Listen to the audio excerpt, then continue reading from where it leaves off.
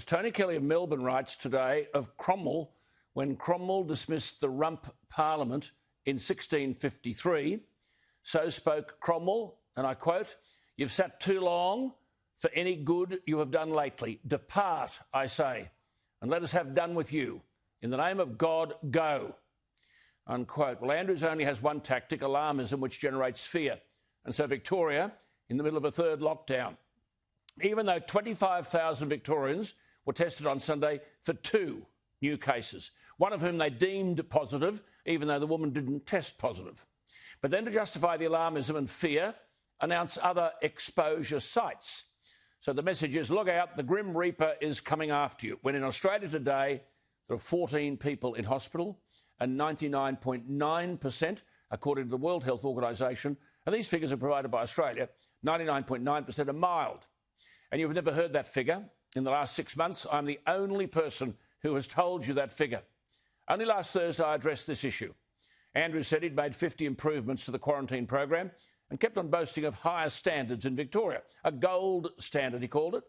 I made the point that those higher standards involved people last year in lockdown, under house arrest for 23 hours a day, businesses closed for weeks, jobs destroyed, the education of school children sabotaged, a pregnant woman arrested in her own home for putting something on Facebook, surveillance cameras set up in public parks, and over 800 dead. And I quoted Kevin Andrews, the outstanding federal member for Menzies. I'm going to talk to him tomorrow night. Quote, he said, all the hallmarks of a totalitarian regime are emerging. The cultivation of an atmosphere of distrust and the feel of citizen against citizen.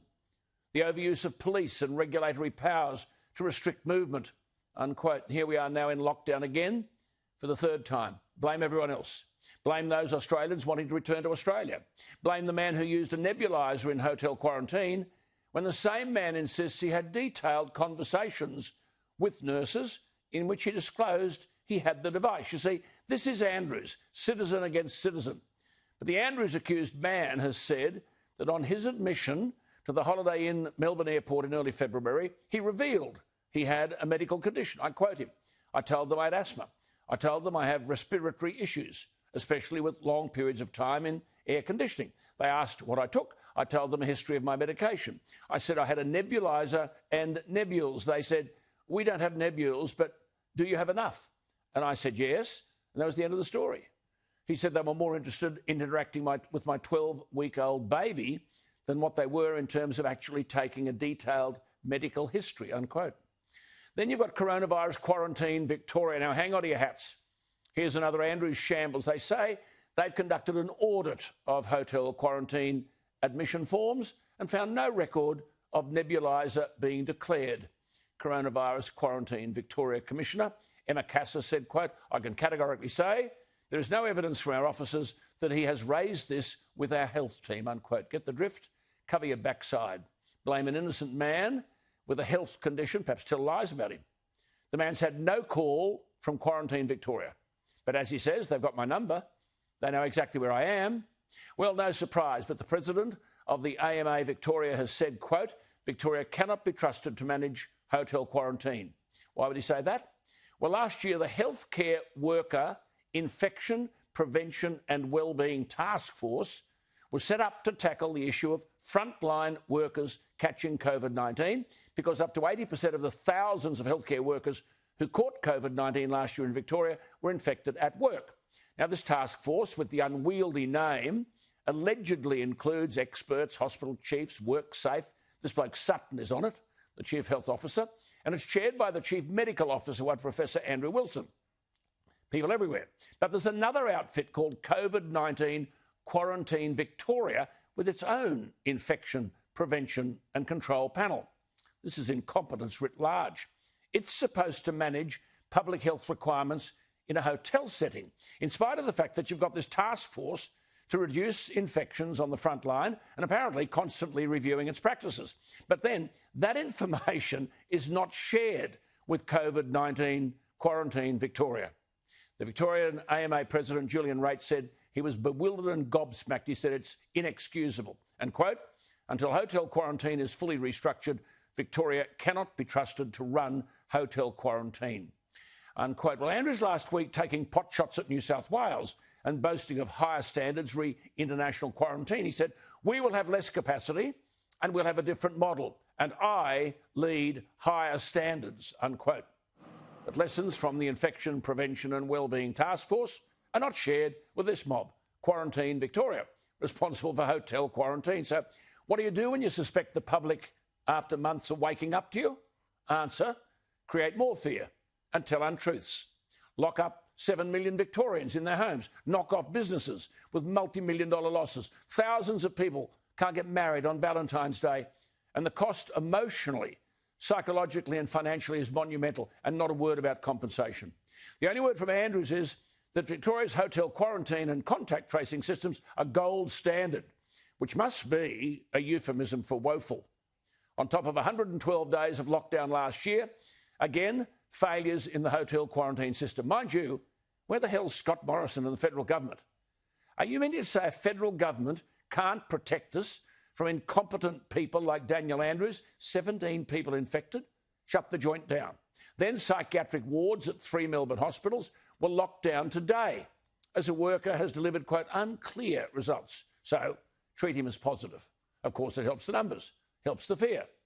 What did he say to justify locking down 7 million Victorians, the entire state, when regional areas are completely free of coronavirus, and won't tell us that 99.6% of all cases in Australia are mild? No, Andrews said the virus was, quote, moving at a velocity that has not been seen anywhere in our country over the course of the last 12 months. Presumably faster than the jet itself can get you to Sydney. That is a lie.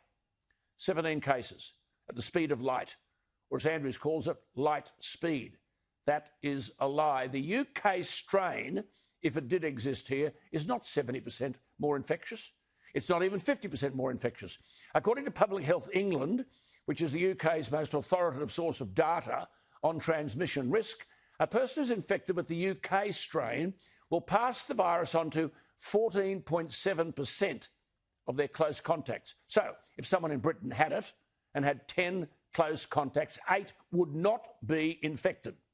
The Wuhan strain passes the virus to 11% of close contacts, according to Public Health England. That means the UK strain is 34% more infectious than the original strain, not 70% or 50%, which Andrews was saying, not moving at a velocity that has not been seen anywhere or at the speed of light.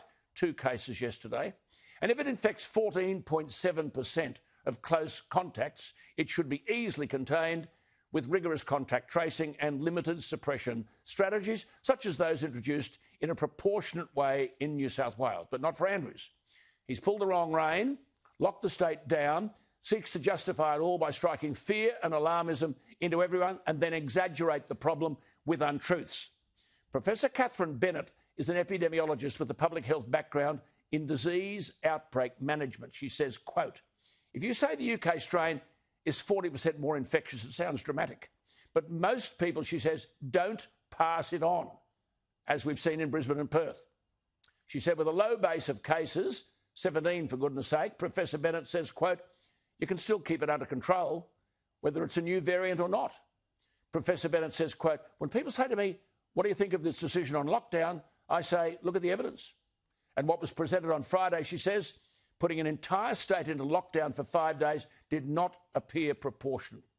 Andrew's language ahead of Valentine's Day weekend didn't disguise his contempt for the fundamental rights of Australian citizens to go about their lives in an orderly way, manage their own health and return to their homeland. The man is a bully and a vandal and should not be allowed to sabotage a quarter of the national economy. The only thing Andrews had right when announcing the third lockdown was when he said, quote, we've all done so much. That's true. So many businesses destroyed. So many people, citizens, burdened with unhappiness and isolation. So many children denied a proper education. More than 800 deaths. The rest of Australia, 89. Perhaps he's been talking to Jacinta Ardern. 3 new cases in New Zealand. They don't tell us whether they're mild or serious, and they too are in level 3 lockdown. Ardern has taken a leaf out of the Andrews playbook, one of the most draconian responses in the world. I've said these people, Andrews and Ardern, are not a leader's bootlace. Now, Victorians have got to say something simple. If Andrews isn't frog-marched from the leadership of the Labor Party in Victoria, then the Labor Party must be frog-marched out of government. Vote for anyone but Andrews. As Cromwell said, in 1653 so we can save Daniel Andrews. You've sat too long for any good you have done lately. Depart, I say, and let us have done with you. In the name of God, go. What are your thoughts? alan@skynews.com.au or the text line 0414 008 48. Remember, you can listen live on the iHeart Radio app. It's Monday, February 15.